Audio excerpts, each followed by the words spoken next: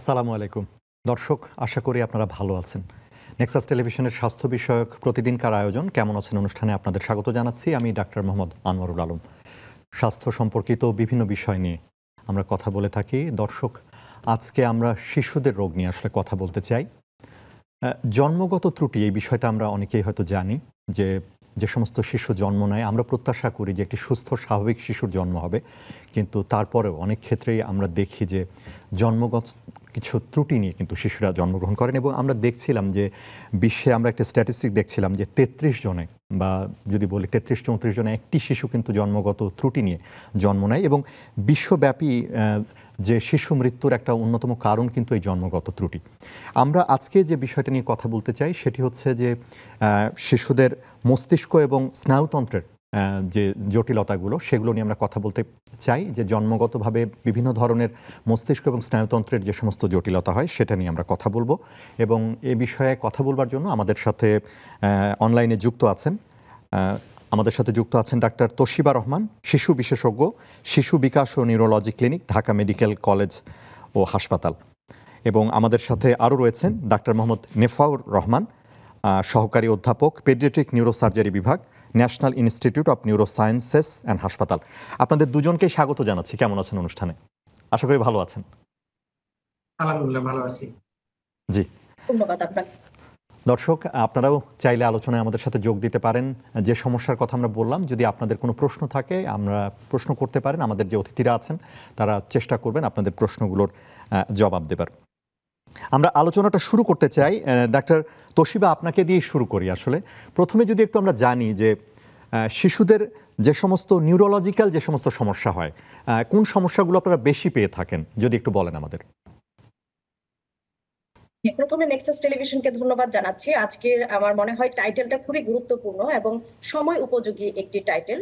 কারণ আমাদের দেশ এবং আমাদের জাতির জন্য একটি সুস্থ শিশু, সেটা শারীরিক এবং মানসিক ভাবে যদি সুস্থ থাকে তাহলে কিন্তু আমাদের সুস্থ শিশু হবে, আমাদের সমাজ, আমাদের পরিবার, আমাদের জাতি, আমাদের দেশ উন্নতির দিকে যাবে।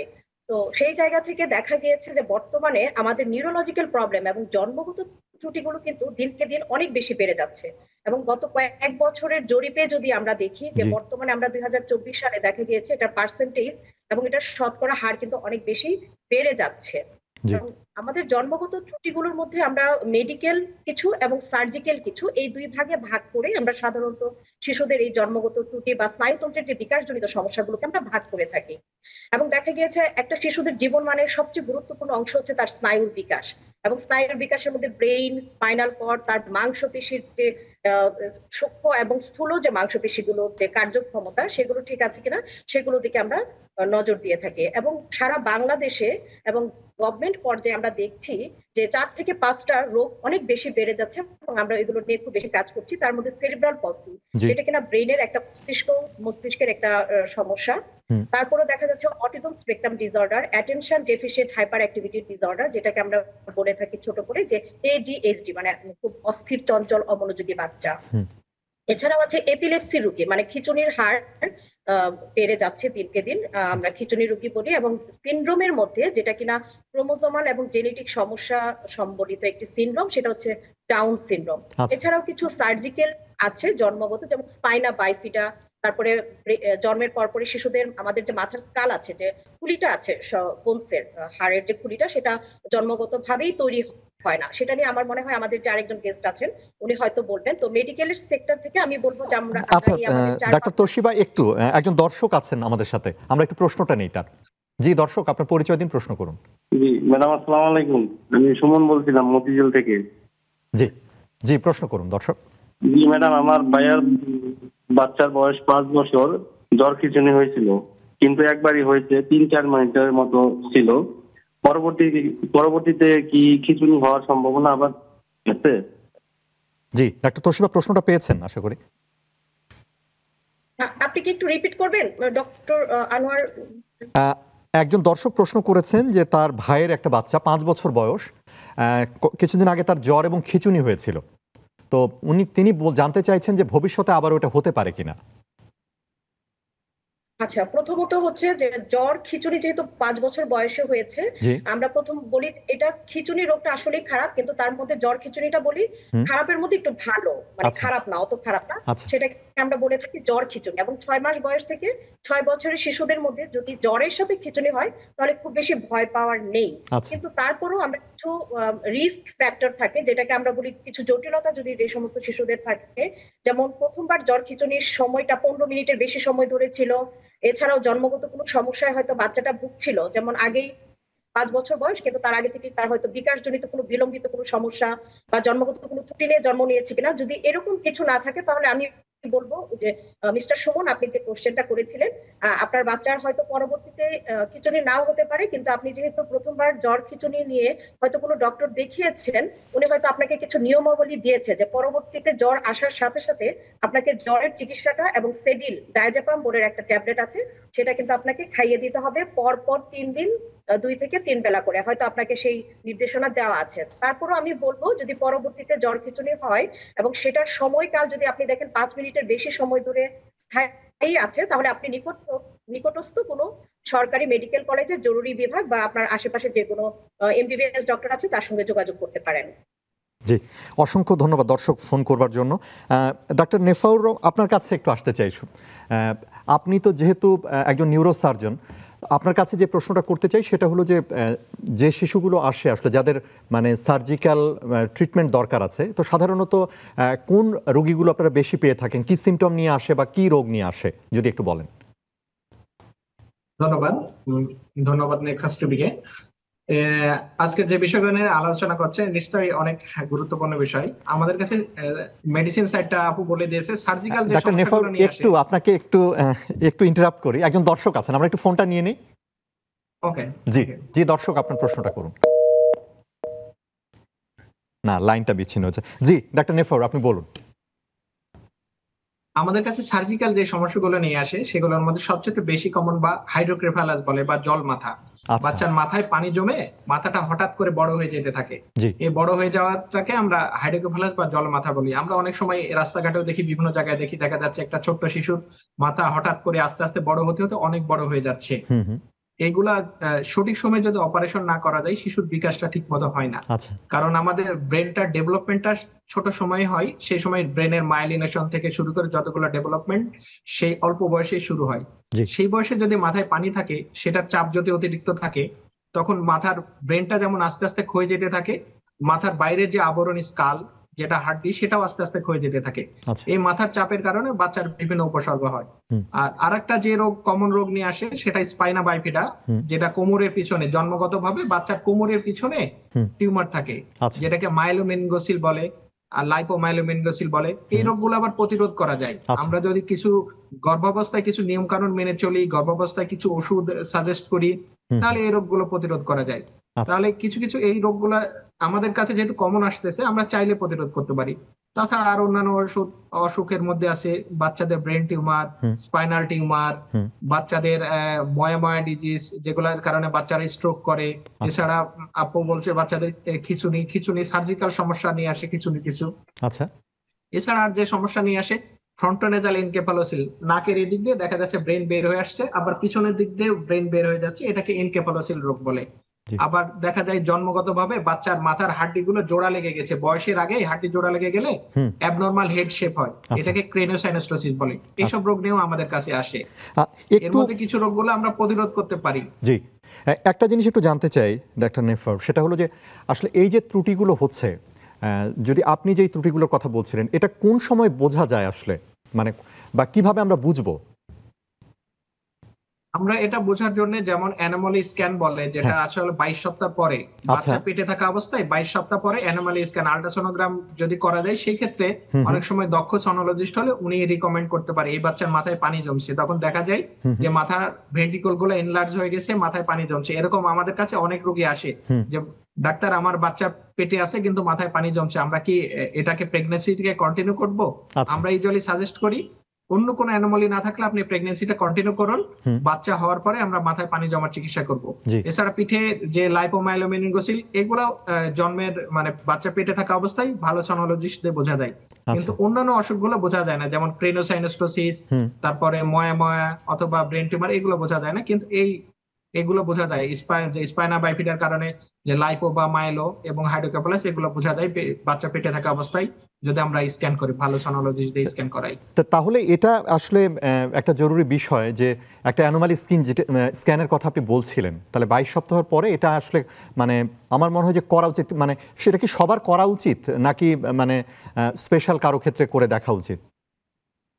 সবার করলে সবচেয়ে ভালো, আচ্ছা, যদি সবার ওরকম যদি থাকে, কারণ কার হবে বলা যাচ্ছে না, কিন্তু যাদের রিস্ক ফ্যাক্টর বেশি তাদের অবশ্যই করা উচিত। আচ্ছা, যেসব রিস্ক ফ্যাক্টর মধ্যে যেসব বাচ্চাদের এরকম হতে পারে, যেমন গর্ভাবস্থায় যদি বাচ্চার মায়ের কোনো জ্বরের কোনো হিস্ট্রি থাকে আচ্ছা, বা ইনফেকশনের কোনো হিস্ট্রি থাকে, সেই ইনফেকশন যদি কোনো কারণে বাচ্চাকে এফেক্ট করে, সেই ক্ষেত্রে দেখা যাচ্ছে আমরা সেই বাচ্চার ক্ষেত্রে গর্ভাবস্থায় হাইড্রোকেফালাস রোগটা পেতে পারি। আচ্ছা, অথবা দেখা যাচ্ছে কোনো মা হঠাৎ করে বাচ্চা নিয়ে ফেলছে, প্ল্যান প্রেগনেন্সি না, পরিকল্পিতভাবে গর্ভধারণ করে নাই, পরিকল্পিত গর্ভধারণে আমরা 3 মাস আগে থেকে ফলিক অ্যাসিড খেতে বলি, আচ্ছা, সে ফলিক অ্যাসিড হয়তোবা 3 মাস আগে থেকে সেবন করে নাই, অথবা বাচ্চার মায়ের হিস্ট্রি আছে, সে গরম পানি দিয়ে গোসল করার অভ্যাস আছে, অথবা সে একটু ওবেস অথবা কোকেন বা স্মোকিং করে, এরকম যদি কোনো হিস্ট্রি থাকে তাদের অবশ্যই অ্যানোমালি স্ক্যানে যাওয়া উচিত, কারণ এই ক্ষেত্রে বাচ্চার স্পাইনা বাইফিডা রোগটা হওয়ার সম্ভাবনা বেশি বেড়ে যায়। অথবা দেখা যাচ্ছে বাচ্চার মায়ের আগে থেকে খিঁচুনি ছিল, এপিলেপসি বাচ্চার মায়ের, এবং সে অ্যান্টি এপিলেপটিক ড্রাগ খেত, খিঁচুনির ওষুধ খেত। এই খিঁচুনির ওষুধের আবার সাইড ইফেক্ট হলো ওই ফলিক অ্যাসিডটা মেটাবলিজমটা ইম্পেয়ার করে, তখন সেখান থেকে আবার স্পাইনা বাইফিডা রোগের সৃষ্টি হয়। সুতরাং বাচ্চার মায়ের খিঁচুনির রোগ আগে থেকে থাকলেও আমাদের সাজেস্ট করি আপনি অ্যানোমালি স্ক্যান করেন। জি জি।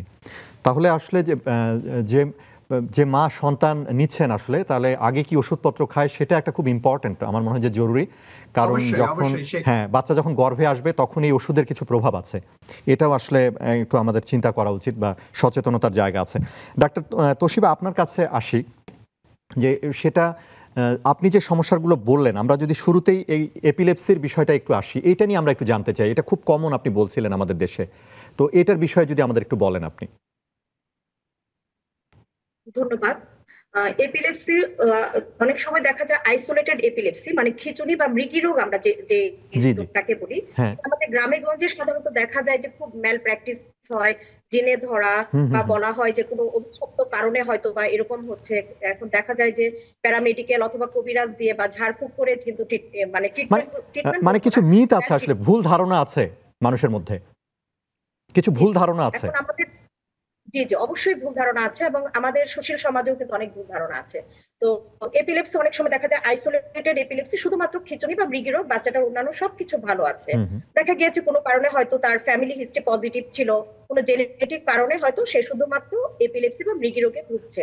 এছাড়াও দেখা যায় যে বেশিরভাগ ক্ষেত্রেই তার অ্যাসোসিয়েটেড অনেকগুলো প্রবলেম থাকে, যেমন সেরিব্রাল পলসি আমি বলেছি অনেক রেট আমাদের বাংলাদেশে বা এশিয়ান কান্ট্রিতে সেরিব্রাল পলসির সাথে অ্যাসোসিয়েটেড কিন্তু এপিলেপসি থাকতে পারে। তারপরে আজকে আমরা যতগুলো নিউরো ডেভেলপমেন্টাল ডিসঅর্ডার নিয়ে কথা বলবো, সার্জিক্যাল বা মেডিকেল, সবগুলো রোগের সাথে সব অ্যাসোসিয়েশন কিন্তু এপিলেপসি থাকতে পারে। যেমন অটিজম স্পেকট্রাম ডিসঅর্ডার, তাদের সাথেও এপিলেপসি থাকতে পারে। এখন কথা হচ্ছে এপিলেপসি হচ্ছে একটা অ্যাবনর্মাল মুভমেন্ট, যেখানে কিন্তু কিছু eye movement, abnormal eye movement থাকে। অনেক সময় দেখা যায় যে একটু স্কুল গোয়িং বাচ্চা, যেমন 6 বছরের বা 5+ বাচ্চা, তার স্কুল পারফরমেন্সটা আস্তে আস্তে খারাপের দিকে চলে যাচ্ছে, এবং দেখা যায় স্কুলে যদি যায় টিচাররা হয়তো কমপ্লেইন করছে নিউলি যে বাচ্চাটা একাডেমিক পারফরমেন্স ভালো না, এবং সে স্কুলে হঠাৎ করে অমনোযোগী হয়ে যাচ্ছে। এটাকে কিন্তু আমাদেরকে ট্রেস আউট করতে হবে যে এটাও কিন্তু এক ধরনের খিঁচুনি, এবং সেটাকে আমরা বলি অ্যাবসেন্স সিজার, মানে বাইরে থেকে আমরা কিছুই দেখতে পাচ্ছি না, তার এই যে নরমাল যে খিঁচুনির কিছু ধরন থাকে, চোখ উল্টে যায়, মুখ দিয়ে লালা পড়তে থাকে, হাত পা কুঁচকে যায়, অথবা 4 হাত পা একসাথে মানে খুব জার্কি হতে থাকে, এরকম না, কিন্তু বাচ্চাটা দেখা কয়েক সেকেন্ডের জন্য 1 থেকে 2 সেকেন্ড হঠাৎ করে ভ্যাকেন্ট, মানে সে হারিয়ে গেল, আবার সে ফিরে আসলো, বা লিখতে লিখতে হঠাৎ করে কলমটা তার হাত থেকে পড়ে গেল, আবার সে 2 সেকেন্ড বা 3 সেকেন্ড পরে ফিরে আসলো। তাহলে এই হিস্ট্রিগুলো কিন্তু আমাদের নিতে হবে। এছাড়াও দেখা যায় যে খিঁচুনি রোগীর মধ্যে কিন্তু সার্জিক্যাল কিছু কারণ আছে, এপিলেপসি সার্জারি আমরা বলি, যদি মেডিকেল ট্রিটমেন্টে ভালো না হয় আমরা কিন্তু অনেক সময় সার্জারির অপিনিয়নও নিতে পারি। তো এপিলেপসি এইটাই মোটামুটি। জি, ধন্যবাদ। তো একটা বিরতিতে যেতে হবে, দর্শক কেমন আছেন অনুষ্ঠানে একটা বিরতি নিচ্ছি, কিছুক্ষণ পরে ফিরে আসছি, আশা করি আমাদের সঙ্গেই থাকবেন।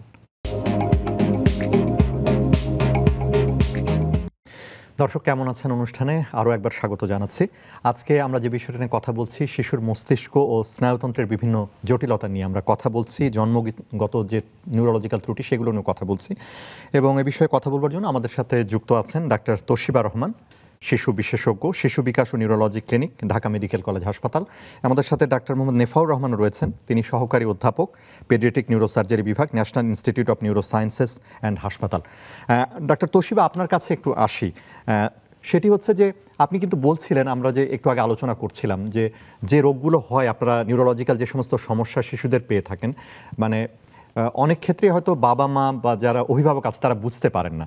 তো একটু আপনার কাছে জানতে চাই যে কোন লক্ষণগুলো দেখলে আসলে আমাদের সতর্ক হওয়া উচিত বা চিকিৎসকের পরামর্শ নেওয়া উচিত, তাহলে হয়তো আমরা বুঝতে পারবো যে একটা অসুবিধা হচ্ছে বাচ্চাদের। আমরা যদি দেখি একটা শিশুর স্বাভাবিক বিকাশ হচ্ছে, তার বয়স অনুযায়ী তার বিকাশটা স্বাভাবিকভাবে হচ্ছে, আর 8-10টা শিশুর মতো হওয়ার যেটা দরকার সেটা হচ্ছে, সেই ক্ষেত্রে কিন্তু আমরা ধরে নিতে পারি যে শিশুটি শারীরিক এবং মানসিকভাবে সঠিকভাবে বেড়ে উঠছে এবং তার বিকাশটাও ঠিক মতো হচ্ছে।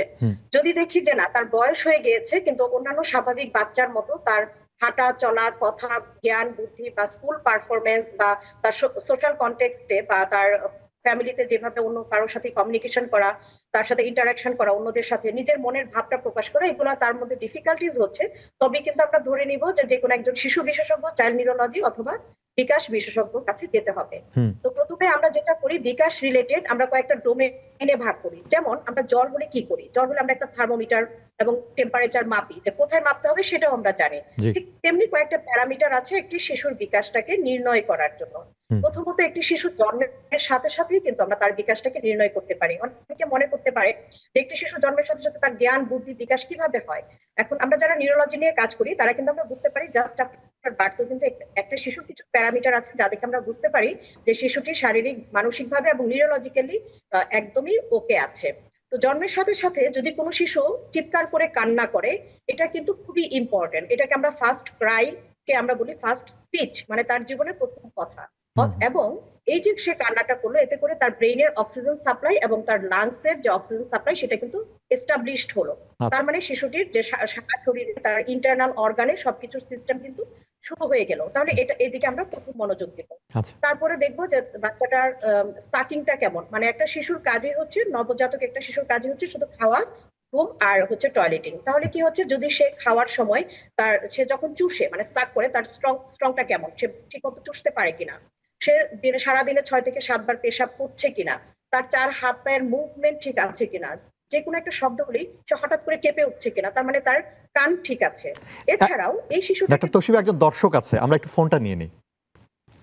জি দর্শক, আপনার পরিচয় দিন, প্রশ্নটা করুন। হ্যালো, আসসালামু আলাইকুম। ওয়ালাইকুম আসসালাম। আমি doctor Mohammad Mustafizur Rahman, Toronto Canada থেকে বলছি। আমি একটু ডাক্তার তোশিবা তুনিয়াপুর সাথে কথা বলতে জি চাচ্ছিলাম। জি জি। আসসালামু আলাইকুম আপা। ওয়ালাইকুম আসসালাম। আপা, ডাক্তার মুস্তাফিজ বলছি। জি, ভালো আছেন?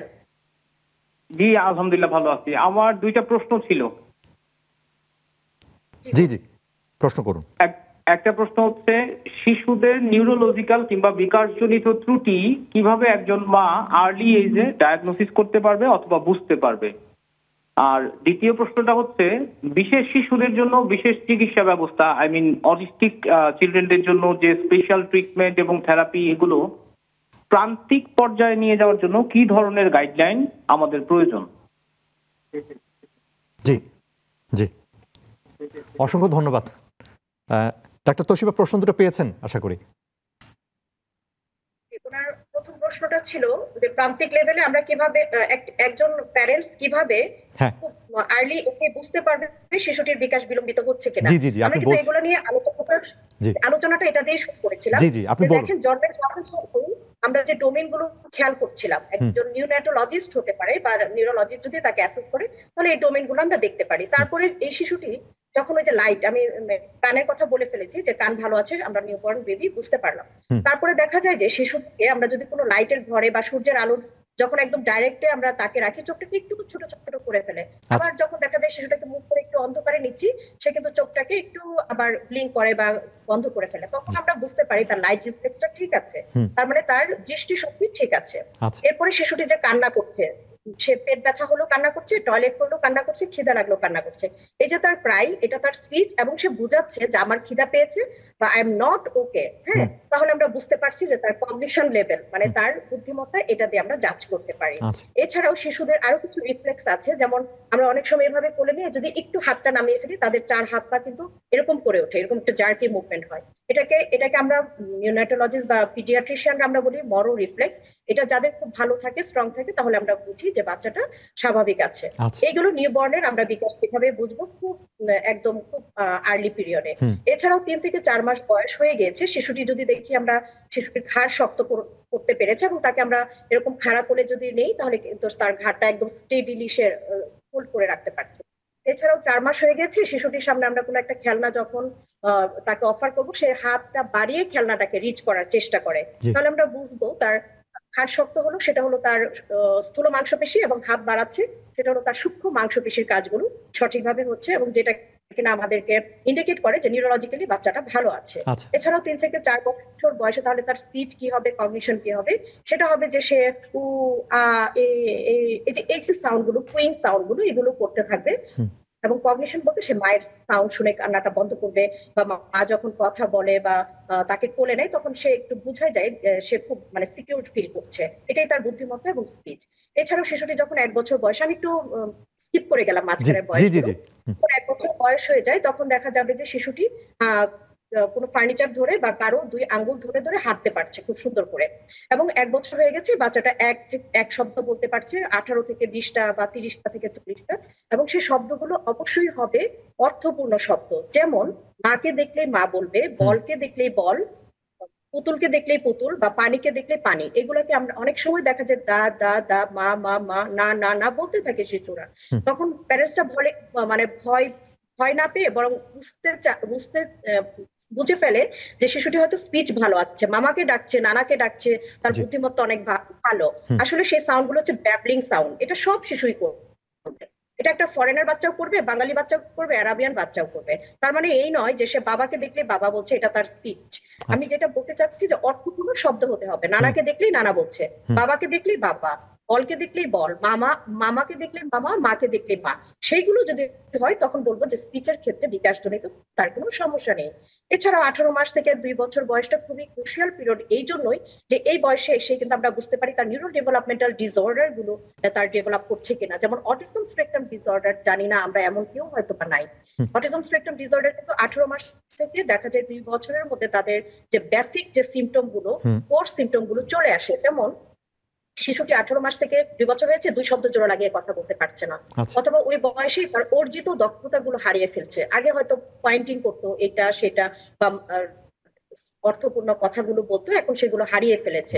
তাহলে এই বয়সটা অনেক ক্রুশিয়াল একটা পিরিয়ড, এবং এখানে যে বুদ্ধিমত্তার ডেভেলপমেন্টটা হয় সেটা হচ্ছে সে মেক বিলিভ করবে, প্রিটেন্ড প্লে করবে। যেমন একটা পুতুলকে নিয়ে সে এমন ভাবে খেলবে যেন দূর থেকে কেউ একজন ইন্টারপ্রেট করতে পারে যে তার সঙ্গে তার ফ্যামিলি মেম্বাররা যে আচরণগুলো করে সেগুলো সে পুতুলের সঙ্গে করছে। এটাই হচ্ছে মেক বিলিভ প্লে। সে মানে কাল্পনিক সৃজন ক্ষমতা, এটা হচ্ছে তার কগনিশন লেভেল।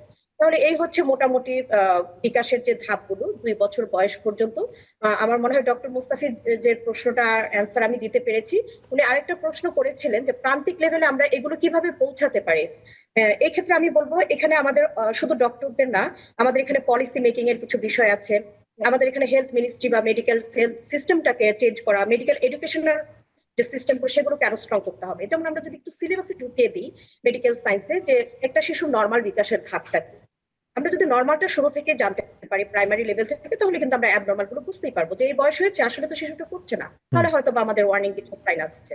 তো আর এছাড়াও আমরা প্রান্তিক লেভেলে যদি দিতে চাই, তাহলে আমরা দেখবো যে আমাদের বাংলাদেশে কমিউনিটি ক্লিনিক আছে, টিকাদান কেন্দ্র আছে।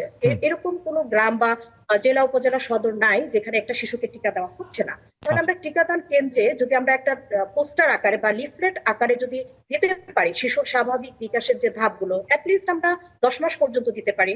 হ্যাঁ, বা কোন কোন অবস্থাগুলো দেখলে এই প্যারেন্টসটাই তার নিউনাটোলজিস্ট বা নিউরোলজিস্টের সঙ্গে যোগাযোগ করবে সেটা যদি থাকে, এবং এট দ্য সেম টাইম যখন কোনো ডক্টর ওই শিশুটাকে অ্যাসেস করছে অথবা নার্স টিকাটা দিচ্ছে, ওই মুহূর্তে কিন্তু অনেক কথা বলে প্যারেন্টস এর সঙ্গে বা বাচ্চার সঙ্গে। ওই মুহূর্তে একটু বললো যে আপনার বাচ্চার তো এত মাস হয়েছে, এই টিকাটা দিচ্ছি, পরবর্তী টিকাটা এত মাস পাবে, এর মধ্যে একটু খেয়াল করবেন তো ও এই জিনিসগুলো অর্জন করেছে কিনা। আমাদের কিন্তু খুব বেশি সময় লাগে না, দেখেন এই অল্প কয়েকটা শব্দের মাধ্যমে বাক্যের মাধ্যমে। জি, আশা করি আমি বুঝতে পেরেছি। অসংখ্য ধন্যবাদ। আরেকজন দর্শক আছেন, আমরা একটু তার কথা শুনি। জি দর্শক, আপনার প্রশ্ন করুন।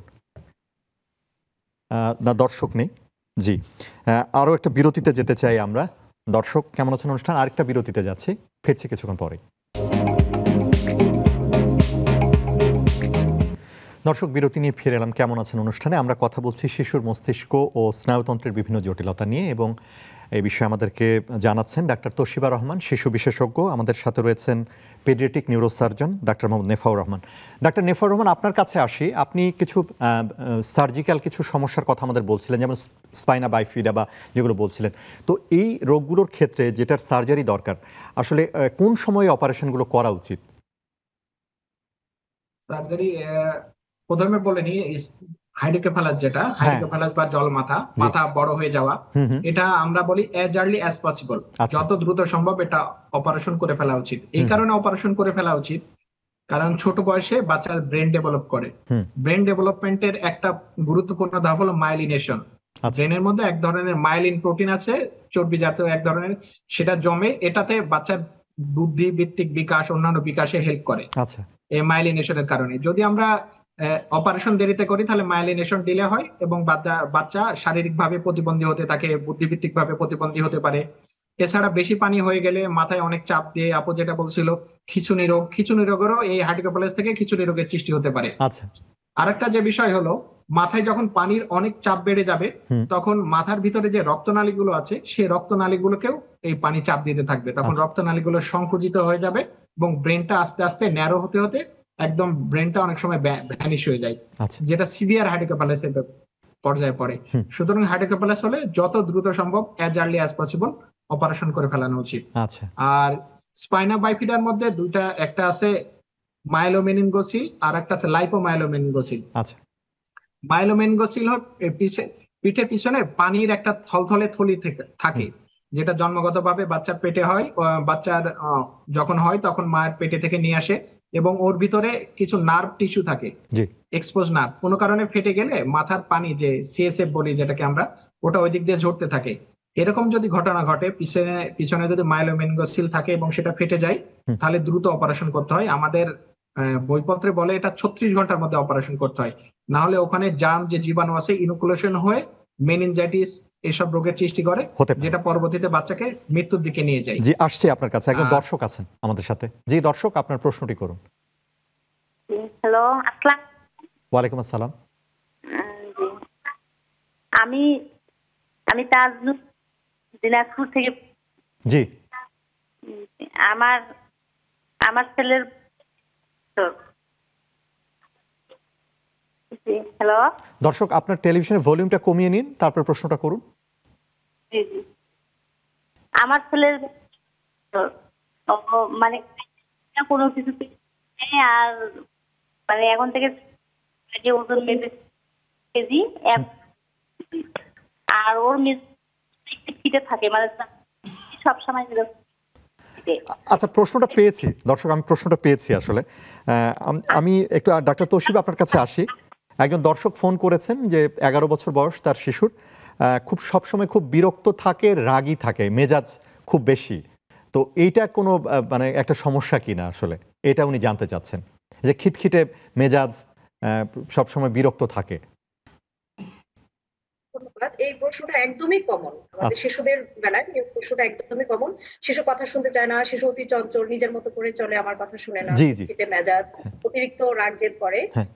এই ক্ষেত্রে আমি বলবো, যদি বাচ্চাটার কোনো সমস্যা না ভুগতে থাকে, যে দীর্ঘদিন ধরে সে কোনো একটা ব্রেনের বিকাশজনিত সমস্যা অথবা অন্য যে কোনো ক্রনিক ডিজিজ, যেটা কিনা দীর্ঘমেয়াদী একটা অসুখ এবং যে কারণে দীর্ঘমেয়াদী অনেকগুলো ওষুধ পাচ্ছে, যদি এরকম কিছুই না থাকে, শুধুমাত্রই খিটখিটে মেজাজ, সেক্ষেত্রে আমাদের দেখতে হবে যে ওর ফ্যামিলি এনভায়রনমেন্টটা কেমন, তার সঙ্গে কিভাবে আমরা অ্যাপ্রোচটা করছি, ওর সাথে কি আমাদের মতে কখন মিলছে না, ও যখন যেটা চাচ্ছে সেটাই হয়তো একটা বয়সে আমরা দিতাম, এখন যখন 11 বছর বয়স হয়ে গেছে, ওর ডিমান্ড গুলো অনেক বড় হয়েছে, ডিমান্ড গুলো হয়তো আমাদের পক্ষে এখন ফুলফিল করা সম্ভব নয়, এখন আমাদের মধ্যে কনফ্লিক্টটা তৈরি হচ্ছে, অথবা সে যা করছে তাকে তখনই আমরা বলছি না এটা করো না, এটা করা যাবে না, এটা করলে এটা হবে, সব সময় না না না এরকম করতে থাকি যদি আমরা, তাহলে দেখতে হবে না আমাদের ফ্যামিলি এনভায়রনমেন্ট বা প্যারেন্টস কে গুড প্যারেন্টিং স্কিল গুলোকে আমাদেরকে ঠিক করতে হবে। এবং এই ক্ষেত্রে যেহেতু 11 বছর ক্রুশাল একটা পিরিয়ড, তার স্কুল পারফরমেন্সটা অনেক বেশি ইম্পর্টেন্ট, এরকম যদি থাকে সে কিন্তু দেখা যাবে যে সে স্কুলের পারফরমেন্স ভালো করছে না, আত্মবিশ্বাস কমে যাচ্ছে, সেলফ এস্টিম গুলো কমে যাচ্ছে, সেক্ষেত্রে আমি বলবো আপনি যেখানে আছেন দিনাজপুরে কিন্তু আমাদের শিশু বিকাশ কেন্দ্র আছে, আপনি সেখানে গিয়ে শিশুটাকে অ্যাসেসমেন্ট করাতে পারেন, যদি তাকে আলাদাভাবে কোনো কাউন্সিলিং সেশন লাগে সেটাও কিন্তু সেখানে অ্যাভেলেবল আছে। জি জি, অসংখ্য ধন্যবাদ দর্শক। আরেকজন দর্শক কি আছেন আমাদের সাথে? জি, আরেকজন দর্শক আছেন। জি, প্রশ্ন করুন দর্শক। জি, মোহাম্মদ রেজাউল করিম, রংপুর পীরগাছা থেকে। জি জি। হ্যাঁ ভাইয়া, আমার ম্যাডামের কাছে আমার প্রশ্ন, আমার ভাস্তির বয়স 10 বছর। জি। অন্য বাচ্চাদের সঙ্গে যখন খেলাধুলা করতে যায় অথবা একটু সাঁকো পার হয় ড্রেন, যেটা গ্রামের এটা অন্য বাচ্চারা পার হইতে পারে কিন্তু ও ভয় পায়, পার হইতে চায় না, ভয় পায়। এটা আসলে এর আগে একটা ভাস্তি ছিল, ওর বয়সে ওরকম, ওই বয়সে মারাও গেছে, কিন্তু ডক্টর বলছিল ওটা সিজারে বাচ্চাটা আনার জন্য, তবে সিজারেই হয়েছে, কিন্তু ওর বয়স এখন 10 বছর। তবে এখন কোনো কিছুতে ও ভয় পায়, অন্য বাচ্চাদের সঙ্গে ও ওইভাবে মিশতে পারে না, অন্যরা পার হয়ে যায়, ওই পার হইতে পারে না। আমরা পেয়েছি। কি সমস্যা একটু ডাক্তার তোশিবা প্রশ্নটা পেয়েছেন কি? উনি শুধুমাত্র একটা পয়েন্টেই বলছে, শুধুমাত্র সাঁকো পার হতেই বাচ্চাটা ভয় পাচ্ছে না, অন্যদের সাথে মিশতেও আসলে সে একটু দ্বিধায় থাকছে, অন্যদের সাথে মিশতে পারছে না। কমিউনিকেশন প্রবলেম যদি থাকে তাহলে বুঝতে হবে যে ওর বয়সে অন্যান্য শিশুদের যে বুদ্ধিমত্তা লেভেল তার সাথে হয়তো ম্যাচ করছে না, ওদের যে ম্যাচুরেশন সেটার সাথে তার ম্যাচুরেশনটাকে ম্যাচ করছে না।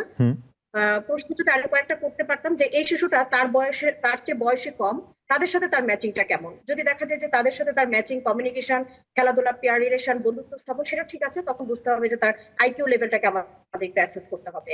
আর শুধুমাত্র একটা পয়েন্টে সে ভয় পাচ্ছে, অনেকের হাইড্রোফোবিয়া থাকতে পারে, অনেকের অনেক ধরনের ফোবিয়া থাকে, সেটা থেকে সে হয়তো বা ভয় পাচ্ছে। আর আদার্স অন্য কিছু যদি ভালো, যেহেতু কমিউনিকেশন একটু প্রবলেম আছে এখানেও সে একটু ভয় পাচ্ছে, আমার মনে হয় ওরও একটা অ্যাসেসমেন্ট করা দরকার। উনি মনে হয় রংপুর থেকে ফোন করেছেন, রংপুর মেডিকেল কলেজ শিশু বিকাশ কেন্দ্র আছে, আপনি ওখানে একটা অ্যাসেসমেন্ট করাতে পারেন। একদম অনেক ব্লোন একটা ফুল হিস্ট্রি নিতে হয়, অ্যাসেসমেন্ট করতে হয়, বাচ্চার সঙ্গে আলাদা সেটিং এ কথা বলতে হয়, প্যারেন্টস এর সঙ্গে আলাদা সেটিং এ কথা বলতে হয়, এবং বাচ্চাটা যদি স্কুলে যায় আমরা কিন্তু অনেক সময় স্কুল টিচারের সঙ্গে কথা বলি এবং একটা ডায়েরি মেইনটেইন করতে বলি। অসংখ্য ধন্যবাদ দর্শক। আপনার জন্য বলা যে আসলে যেহেতু শিশুটির এই ধরনের অসুবিধা হচ্ছে, আপনি রংপুরেও এই সুযোগ আছে, রংপুর মেডিকেল কলেজে শিশু বিকাশ কেন্দ্র বলে একটি জায়গা আছে, সেখানে আপনি বাচ্চাটিকে নিতে পারেন, সেখানে নিশ্চয়ই আপনি ভালো পরামর্শ পাবেন। আসলে এখানে সময়ের একটা প্রয়োজন আছে। ডক্টর নেফাউর, আপনার কাছে আবার আসি, সেটি হলো যে এই যে অপারেশনের কথা আপনি বলছেন যে একেবারে ছোট বাচ্চা, অনেকেই হয়তো ভয় পান, কিন্তু আপনি বলছেন যে খুব দ্রুতই এই অপারেশনগুলো করা উচিত যদি এই ধরনের সমস্যা থাকে। তো আমার যেটি প্রশ্ন সেটা হলো যে এই সুযোগ সুবিধাটা কেমন আমাদের দেশে, সব জায়গায় কি আছে এই সুযোগ সুবিধা? না, আমাদের দেশে এই সুযোগ সুবিধা সব জায়গায় নেই। আচ্ছা, এই সুযোগ সুবিধা লিমিটেড। ঢাকা এবং চিটাগাং শহরে আছে, চিটাগাং শহরে সেটা খুব ভালোভাবে ডেভেলপ করে ওঠে নাই। আচ্ছা আচ্ছা। কারণ আমাদের ঢাকাতেই এর সুযোগ সুবিধা বেশি। কারণ আমাদের ছোট বাচ্চা মানে আমরা একদিনের বাচ্চাকেও অপারেশন করেছি, পিছনে যে মাইলোমেনিঙ্গোসিল ফেটে গিয়ে পানি ঝরতেছিল সেটা একদিনের বয়সের বাচ্চা অপারেশন করছি। এবং আমি রিসেন্টলি 3 দিনের একটি বাচ্চাকে অপারেশন করছি, 3 দিনের বাচ্চা, সেটা হলো আপনার পিছনে এখানে অক্সিপিটাল এনকেফালাইটিস হলো জন্মগত একটা টিউমার ছিল, ফেটে গিয়েছিল সেটা ঢাকা শহরের মধ্যে বিভিন্ন সেন্টারে সে ঘুরছে, কিন্তু অনেক জায়গায় করতে চাই নাই কারণ রিস্ক আছে জন্য। আমরা করে গতকালকে সেটা ছুটি হয়ে গেছে, আল্লাহর রহমতে ভালো আছে। তারপরে আপনার যদি হাইড্রোকেফালাস হয়, আমাদের ন্যাশনাল ইনস্টিটিউট অফ নিউরোসায়েন্স আছে, ওখানে তারা যদি যোগাযোগ করে, ওখানে আমাদের বেডের ফাঁকা অনুসারে বেড যদি খালি থাকে আমরা তাদের ভর্তি করে চিকিৎসা দিতে পারি। ঢাকা মেডিকেল কলেজে এই বিষয়ে চিকিৎসা সেবা দেওয়া হচ্ছে। তাছাড়া আমরা বেসরকারি ভাবে কোনো ইয়েতে চিকিৎসা সেবা দেওয়া হচ্ছে। তো একটা জিনিস খুব গুরুত্বপূর্ণ যে আসলে বাচ্চার মানে যত দ্রুত সম্ভব অপারেশনটা করা উচিত, কারণ তাহলে আউটকামটা ভালো হবে। মানে আপনি একদিনের বাচ্চা, দুদিনের বাচ্চা অপারেশন মানে করা যায়, একদিনের বাচ্চাকে আমরা অপারেশন করছি। আমি একটা প্রশ্ন নিজে উত্তর দিতে চাচ্ছিলাম ডাক্তার মুস্তাফিজুর রহমান ভাই, যেটা তোশিবা আপুর কাছে করছিল, জি জি জি, যে প্রান্তিক পর্যায়ে কিভাবে এটা ছড়াই দেওয়া যায়। হ্যাঁ হ্যাঁ, এই বিষয়ে আমি নিজে আগ্রহ করে একটু প্রশ্নের উত্তরটা দিতে চাই। অবশ্যই অবশ্যই। তোশিবা আপু যেটা বললো যে উনি বললো যে কিছু ল মেকিং করে বা কোনো বিভিন্ন ভাবে বিভিন্ন উপজেলায় পর্যায়ে ছড়াই দেওয়ার কথা বলছি, এটা অনেক সময় সাপেক্ষ, আমলাতান্ত্রিক জটিলতা থেকে অনেক কিছু আছে, হ্যাঁ, যে কারণে এটা সময় সাপেক্ষ, অনেক সময় হয়ে ওঠে না। কিন্তু আমরা তোশিবা আপু যেখানে চেম্বার করে বাংলাদেশ পিডিয়াট্রিক নিউরোকেয়ার সেন্টারের পক্ষ থেকে আমরা দেশের প্রান্তিক পর্যায়ে এই চিকিৎসা সেবা পৌঁছিয়ে দিচ্ছি শুধু ফ্রি। আচ্ছা, কেউ যদি আমাদের হয়েছে এমনও খাগড়াছড়ি থেকে, সে অনলাইনে আমাদের কাছে ফ্রি কনসালটেশন নিয়েছে, আমাদের ওয়েবসাইটে গেলে ফ্রি কনসালটেশনের একটা বাটন আছে, সেখানে রেজিস্ট্রেশন করে তাদের সমস্যাগুলো উল্লেখ করলে তারা ফ্রিলি এটার সুযোগ সুবিধা পাবে, এই কনসালটেশন অন্তত উপদেশটা পাবে, কি করতে হবে, তার বাচ্চাকে কোথায় নিয়ে যেতে হবে, এটার কি চিকিৎসা, এ ধরনের ফ্রি কনসালটেশন আমরা বাংলাদেশ পিডিয়াট্রিক নিউরোকেয়ার সেন্টারের পক্ষ থেকে প্রদান করে আসছি। কারণ যেহেতু আমাদের এই বিষয়ে ডাক্তারের স্বল্পতা আছে, আর সব জায়গায় এই বিষয়ে সেন্টারও গড়ে তোলা সম্ভব না, সেজন্য আমরা জি জি, অসংখ্য ধন্যবাদ, ব্যক্তিগত মানে উদ্যোগে এটা করছেন। জি জি, ধন্যবাদ। একজন দর্শক আছেন আমাদের সাথে। জি দর্শক, আপনার প্রশ্নটা করুন।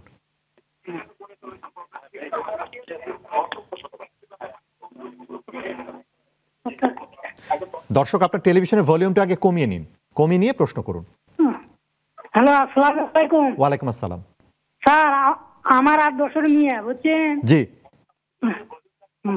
দিনে দিনে তিন চারবার ফিট হয়ে পড়ে, আচ্ছা, অজ্ঞান হয়ে পড়ে। আচ্ছা, 4-5 ঘন্টা পর্যন্ত থাকে, বুঝছেন? কতদিন থেকে মা, এটা কতদিন থেকে? এটা আপনি 1 বছর 1.5 বছর হচ্ছে। আচ্ছা, আগে ভালো ছিল? অজ্ঞান, হ্যাঁ। আবার মনে করেন অজ্ঞান হওয়ার পর ভালো যদি হয়, আপনি অত্যাচার করে, গালি গালাজ করে। আচ্ছা, গালি, হ্যাঁ, আচ্ছা, গালি গালাজ করে, আপনি অত্যাচার করে, আগুন লাগিয়ে দেয়, আপনি মানে অস্বাভাবিক আচরণ করে। আচ্ছা আচ্ছা, এখন করণীয় কি এটা জানতে চাচ্ছি। বলে দেন। জি জি জি জি, ডাক্তার তোশিবা পেয়েছেন প্রশ্নটা? এটা খুব গুরুত্বপূর্ণ, উনি অনেকগুলো ক্লু দিয়েছেন, হ্যাঁ, এবং মনে হচ্ছে বাচ্চাটা যে আচরণগুলো আমার কাছে মনে হচ্ছে তার এখানেও হয়তো তার ইন্টেলেকচুয়াল ডিসএবিলিটি থাকতে পারে, বা মেন্টাল রিটার্ডেশন আমরা যাকে বলি, যে বয়স অনুযায়ী বয়স উপযোগী তার বিকাশটা, ব্রেনের বিকাশটা হয়নি। আর এই যে ফিট হয়ে যায়, সেটাকে অনেক সময় দেখা যায় সিনকোপাল অ্যাটাক, খুব অল্প সময়ের জন্য লস অফ টোন, মানে হঠাৎ করে সে দাঁড়িয়ে আছে, পড়ে গেল, বা বসে আছে, পড়ে গেল। এটা যদি হয়, সেটা এক ধরনের, যে দেখা যাবে তার গ্লুকোজের পরিমাণ বা তার হাইপোগ্লাইসিমিয়ার জন্য হচ্ছে কিনা, বা তার হিটে সে খেলাধুলা করছে কিনা, সে যে এলাকায় আছে সেখানে তার খেলাধুলার পরিবেশটা কেমন, হ্যাঁ, সেখান থেকে হতে পারে। আর যদি খিঁচুনি হয়, খিঁচুনি হলে অবশ্যই শিশুটি দেখা যাবে পড়ে যাওয়ার পরে কয়েক সেকেন্ড বা কয়েক মিনিট যতক্ষণই তার এই সমস্যাটা থাকবে, সে কিন্তু বলতে পারবে না, যে তার আসলে সিচুয়েশনটা পরবর্তীতে বর্ণনা করতে পারবে না, বা তার চোখ, মুখের বা শরীরের একটু কালার চেঞ্জ হয়ে যাবে, হাত বা পায়ের একটু শক্ত ভাব, অথবা একটু জার্কি এরকম মুভমেন্ট, অথবা মুখ থেকে লালা পড়া, বা একদিকে এক দৃষ্টিতে তাকিয়ে থাকা, এরকম একটু অ্যাবনর্মালিটি থাকবে। যদি এগুলো কিছু না হয়, হঠাৎ করে ফিট হয়, সেটা আমরা ট্রানজিয়েন্ট, মানে খুব অল্প সময়ের জন্য একটা মানে অ্যাটাক আমরা বলতে পারি, সেটা কিন্তু এমনিতে ভালো হয়ে যায়। তারপরে আমি বলবো যে ওনার অনেকগুলো প্রবলেম বলেছে, উনি আশপাশের যে কোনো একজন রেজিস্টার্ড পেডিয়াট্রিশিয়ান অথবা শিশু নিউরোলজিস্ট যদি থাকেন, তার ওনার একটু পরামর্শ নিতে। আর সেই এদিক সেদিক আগুন লাগিয়ে ফেলে এই যে বুঝে না, সেই জন্য তার স্পেশাল কিছু ট্রেনিং এবং কেয়ার নিতে হবে। সে যদি কোনো স্কুলে যায়, সেই স্কুলটা কেমন, বিশেষ ট্রেনিং প্রাপ্ত স্কুল কিনা, বিশেষায়িত শিশুদের জন্য স্কুল, নাকি নর্মাল সমস্ত শিশুরাই যাচ্ছে সেরকম স্কুল, ইনক্লুসিভ স্কুল কিনা, সেটা দেখতে হবে। অনেক সময় দেখা যায় যে এই ধরনের শিশুদেরকে আমরা স্পেশাল স্কুলের অ্যাডভাইস করি, যেখানে কিনা সকাল থেকে দুপুর পর্যন্ত তাকে এই ট্রেনিং গুলো দেওয়া হবে। ট্রেনিং এর মাধ্যমে তাকে একাডেমিক পারফরমেন্স গুলোকে আমরা স্কিল ডেভেলপ করার কথা বলে থাকি। সেখানে আপনি স্কুলিংটা অ্যাড করতে পারেন, অথবা অন্য কোনো যদি সমস্যা থাকে, সেক্ষেত্রে আমরা ব্রেনের কিছু ইনভেস্টিগেশন আছে, ব্রেনের ইইজি, সিটি স্ক্যান অথবা এমআরআই, যেটাই লাগুক না কেন, বাচ্চাটাকে আগে দেখে ফুল হিস্ট্রি নিয়ে আবার অ্যাসেসমেন্ট করে দেখতে হবে। এবং আইকিউ লেভেল যে মোটামুটি কম, এটা বোঝা যাচ্ছে ওনার কোশ্চেনে। আচ্ছা, জি দর্শক, তাহলে আপনি যেটা করতে পারেন, একজন শিশু বিশেষজ্ঞ বা শিশু নিউরোলজি বিশেষজ্ঞ একজন চিকিৎসককে আপনি দেখিয়ে নিন, দেখে নিশ্চয়ই তিনি হয়তো রোগটা কি হয়েছে সেটি ডায়াগনোসিস করবেন এবং সে অনুযায়ী চিকিৎসা দেবেন। আসলে অসংখ্য ধন্যবাদ ফোন করবার জন্য। ডাক্তার নেফাউর, আরও একবার আপনার কাছে আসি। আপনি একটা কথা বলছিলেন আমাদের শুরুতে, যে এই যে আপনি যে অপারেশন করার কথা, জন্মগত ত্রুটির কথা বলছিলেন, আসলে এগুলো একবার হয়ে গেলে অপারেশন করাটাও সেটার জটিলতা আছে, আবার হয়ে গেলেও পরবর্তীতে বিভিন্ন জটিলতা হয়। আপনি একটা প্রতিরোধের কথা বলছিলেন, তো সেইটা যদি আমাদেরকে একটু ডিটেইল বলেন। প্রতিরোধের মধ্যে যেটা আছে, আমাদের মাইলোমেনিনগোসিল বা লাইপোমাইলোমেনিনগোসিল নিউরাল টিউব ডিফেক্ট বলে, যেটা ফলিক অ্যাসিড ডেফিসিয়েন্সির কারণে হয়। এটা যদি পরিকল্পিত গর্ভধারণ করা যায়, যদি বাচ্চাকে যদি বেবি নিতে চায় কোনো দম্পতি, তারা যদি বাচ্চা নেওয়ার 3 মাস আগে থেকে ফলিক অ্যাসিড সেবন করে, তাহলে এই রোগের হার অনেক কমে গেছে। গবেষণাতে দেখা গেছে ফলিক অ্যাসিড সেবন করলে এই রোগের হার কমে যায়। আচ্ছা, সুতরাং যদি পরিকল্পিত গর্ভধারণ করা যায়, তাহলে এই রোগটা মাইলোমেনিনগোসিল বা লাইপোমাইলোমেনিনগোসিল এই রোগটা আমরা প্রিভেন্ট করতে পারবো। সাথে যদি বাচ্চার মায়ের কোনো যদি ইনফেকশন হয়, গর্ভকালীন কোনো ইনফেকশন হয়, যেটার কারণে অনেক সময় হার্ডিকোপ্যালাস হতে পারে, সেই ইনফেকশন গুলা দেখা যাচ্ছে যদি প্রিভেন্ট করা যায় গর্ভ অবস্থায়, তাহলে অনেক সময় হার্ডিকোপ্যালাস রোগও প্রিভেন্ট করা যায়।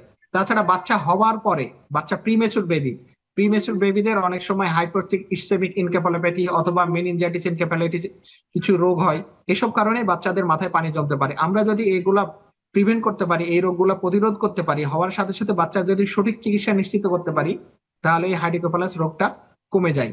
যদি কোনো কারণে হয়ে গেল, তাহলে যদি আর্লি চিকিৎসা নিতে পারি, তাহলে এই রোগের যে খারাপ দিকগুলো আছে সেগুলো থেকে মুক্তি পেয়ে বাচ্চা সুস্থ স্বাভাবিকভাবে বেড়ে উঠতে পারবে। আচ্ছা, আশা করা যায়। জি জি। আর আরেকটা বলে রাখি একটা বিষয়, যে ফলিক অ্যাসিড ফর্টিফিকেশন নিয়ে আমরা রিসেন্ট নিউরোসায়েন্সের পক্ষ থেকে মিনিস্ট্রিতে একটা মিটিং করেছি, যেটাকে সরকারের পক্ষ থেকে জানানো হয়েছে বিভিন্ন খাদ্যে আমাদের এখন যেমন আয়োডিন ফর্টিফিকেশন করা হয়, যেমন আয়োডিন ফর্টিফিকেশন করে, লবণে আয়োডিন ফর্টিফিকেশন করে গলগন্ড রোগকে আমরা প্রিভেন্ট করতে পারছি। আমরা এখন উদ্যোগ নিয়েছি বিভিন্ন খাদ্যে, এর মধ্যে আমাদের আছে যেমন চাউল, আটা, এগুলোতে এই ফলিক অ্যাসিড ফর্টিফিকেশনের আমাদের পরিকল্পনা আছে। সরকার যদি সহযোগিতা করে, এটা আমরা করতে পারলে আমরা হয়তো বা এই রোগকে অনেকখানি কমিয়ে আনতে পারবো। তখন সেক্ষেত্রে বাচ্চারা এগুলো থেকে কম সাফার করবে, আশা করা যায়। জি, অসংখ্য ধন্যবাদ। ডাক্তার তোশিবা, আপনার কাছে আসি। আপনিও শুরুতে একটা কথা বলছিলেন, আমরা ওটাই যদি বলি যে খাদ্যাভ্যাসের একটা বিষয় আছে। আপনি বলছিলেন যে খাদ্যাভ্যাসের সাথে এই যে মানসিক বিকাশ বা শারীরিক সমস্যা, সেটার একটা সম্পর্ক আছে কিনা। আরেকটা হচ্ছে যে ডিভাইস, আমরা জানি যে এখন বাচ্চারা খুব ডিভাইস ইউজ করছে। মোবাইল ফোনের কথা যদি বলি, ল্যাপটপ অনেক বেশি ব্যবহার করছে, এগুলোতে বেশি সময় ব্যয় করছে। এগুলোর কোনো প্রভাব আছে কিনা আসলে? এগুলোতে প্রভাব আছে এই কারণেই যে আমাদের যে মেইন দুটো সমস্যা আমরা বর্তমানে সমাজে দেখতে পাচ্ছি, যে অটিজম স্পেকট্রাম ডিসঅর্ডার এবং attention deficient hyper activity disorder, এবং যে সমস্ত শিশুরা খুব সহজে রেগে যাচ্ছে, মেজাজ খিটখিটে, তাদের বেলায় দেখা গিয়েছে যে তাদের ডায়েট হিস্ট্রিটা যদি আমরা নিই, দেখা যাচ্ছে processing food, colour drinks, colour food এগুলো খুব বেশি খাওয়া হচ্ছে, মানে ফাস্ট ফুড যেটাকে বলে।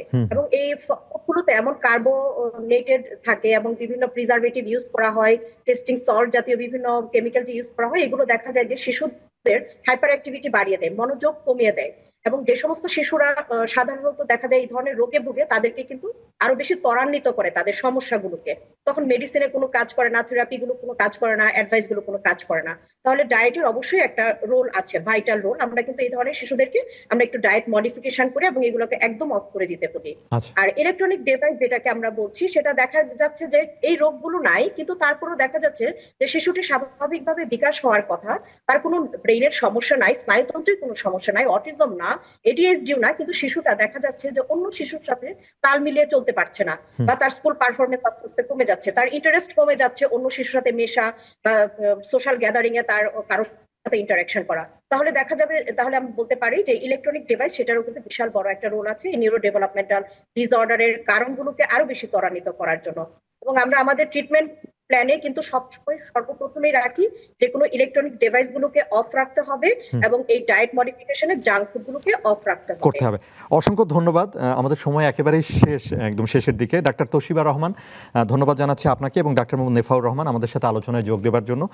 অনেক কথা আসলে ছিল, আসলে সময়ের স্বল্পতার জন্য আসলে অতগুলো কথাগুলো আমরা বলতে পারলাম না। ভবিষ্যতে নিশ্চয়ই এগুলো নিয়ে কথা হবে। এবং দর্শক আপনারা যেমনটা শুনছিলেন, আসলে আমাদের দুজন বিশেষজ্ঞ বলছিলেন যে এই যে রোগগুলো, অনেক রোগই কিন্তু প্রতিরোধ করা সম্ভব এবং কিছু সতর্কতার কথা তারা বলেছেন, আসলে কিছু সচেতনতার বিষয় আছে এবং কোন কোন লক্ষণ দেখা দিলে আপনি চিকিৎসকের পরামর্শ নেবেন, বিশেষ করে এই শিশুর মানসিক বা মানে স্নায়বিক যেই সমস্যাগুলো আছে সেগুলোর ক্ষেত্রে আপনি কখন চিকিৎসকের পরামর্শ নেবেন সেই কথাগুলো তারা বলছিল। তো আমরা যদি এই ধরনের লক্ষণগুলো দেখি আমরা খুব দ্রুতই চিকিৎসকের পরামর্শ নিব এবং সেই অনুযায়ী যদি চিকিৎসা নিতে পারি নিশ্চয়ই অনেক ভালো ফলাফল আমরা পাবো। দর্শক, আপনারা ভালো থাকুন, সুস্থ থাকুন। সামনের দিনে নতুন কোনো বিষয় নিয়ে কথা হবে।